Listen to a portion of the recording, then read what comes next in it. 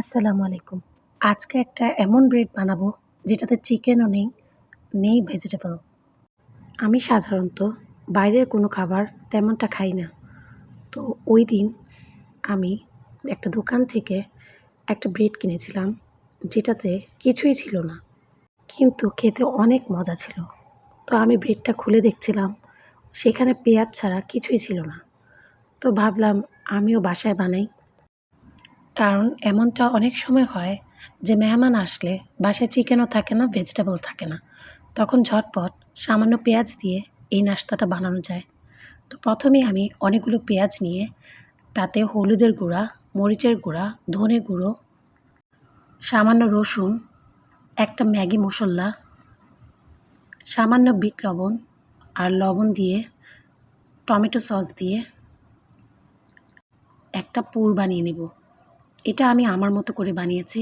আপনারা আপনাদের মতো করে বানাবেন। এবার এখানে আমি দুধের সাথে ইস্ট দিয়ে, চিনি দিয়ে ইস্টটাকে অ্যাক্টিভ করতে দিয়েছি। আমি সবসময় আগে ইস্টটাকে অ্যাক্টিভ করে নিই, কারণ অনেক সময় দেখা যায় ইস্ট যদি ভালো না হয় সেক্ষেত্রে ময়দার সাথে মিক্স করার পর ইস্টটা অ্যাক্টিভ হয় না। এবার আমি ময়দার সাথে ইস্টটা মিক্স করে একটা ভালো ব্যাটার বানিয়ে নিচ্ছি। এই ব্যাটারটা আমি 7 থেকে 8 মিনিট ধরে মেখে নিচ্ছি যাতে একটা সফট ডো হয়। তারপর আমি তেল দিয়ে দিয়েছি।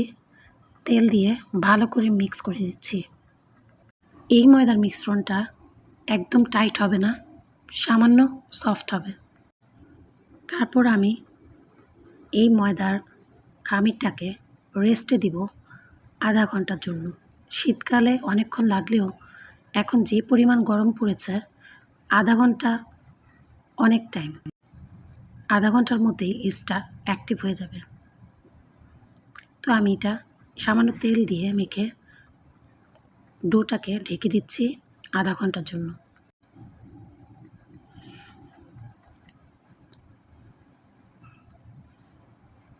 আধা ঘন্টা পর দেখুন ডোটা অ্যাক্টিভ হয়ে গিয়েছে। এখন আমি এটিকে আরেকবার ভালো করে মেখে নিচ্ছি এবং এর থেকে মোট 9টি ব্রেড বানাবো। আমি যদি মাঝারি সাইজের বানাই তাহলে এখানে 15টা ব্রেড হবে, কিন্তু আমি অনেক বড় করে বানিয়েছি যেহেতু আমরা বাসায় খাবো। দেখুন আমি রুটি বানিয়ে এই পেঁয়াজের মিশ্রণটা এর মধ্যে দিয়ে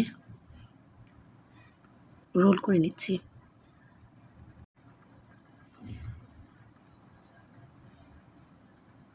এভাবে করে আমি সবগুলো রোল বানিয়ে এই রোলগুলোকে 20 মিনিটের জন্য রেস্টে দিয়েছিলাম। 20 মিনিট পর রোলগুলো যখন ডাবল হয়ে গিয়েছে ফুলে, তারপর আমি এতে ডিম ব্রাশ করে দিচ্ছি। ভালো করে ডিম ব্রাশ করে এরপর আমি সামান্য সাদা তিল এই ব্রেডগুলোর উপর দিয়ে দিব। তারপর আমি ব্রেডগুলোর গায়ে সামান্য ছুরি দিয়ে ডিজাইন করে দিচ্ছি। এটা অপশনাল, আপনারা দিলে দিবেন, না দিলেও কিছু হবে না। তারপর আমি এই ব্রেডগুলো 170 ডিগ্রি সেলসিয়াসে 15 থেকে 20 মিনিট বেক করে নিব। আমি আবারও বলছি, এক একজনের ওভেন এক এক রকম টেম্পারেচার হয়ে থাকে।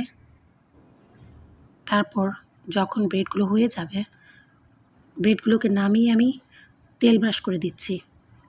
তেল ব্রাশ করে সব সময় একটা শুকনো কাপড় দিয়ে ঢেকে রাখবেন, এতে করে ব্রেডটি অনেক সফট হবে। এই দেখুন ব্রেডটা কী পরিমাণ সফট হয়েছে আর খেতেও অনেক মজা।